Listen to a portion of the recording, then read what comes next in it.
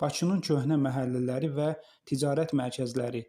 Bakı quberniya mərkəzinə çevriləndə əhalisi təxminən 7000-ə yaxın idi.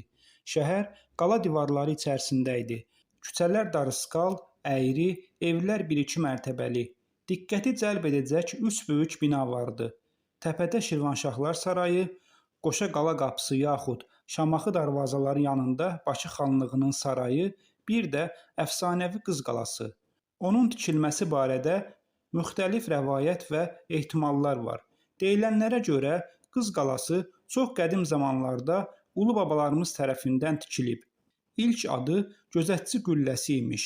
Damda gecə-gündüz növbətçilər dənizə baxır, düşmən gəmilərinin hərəkətini izləyirmişlər. Pis havalarda ticarət və sərnişin gəmilərinə istiqamət vermək üçün damda tonqal qalayırmışlar. Get-gedə adını qısaldıb eləyirlər Altıgöz qüllə.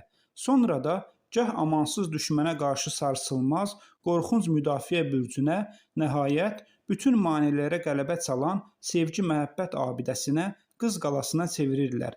Deyilənlərə görə Qız qalasından yerin altı ilə 3 istiqamətə Ramana qalasına, Bibeybət məscidinə, Yasamal dərəsinə, Qurd qapıya yol gedirmiş.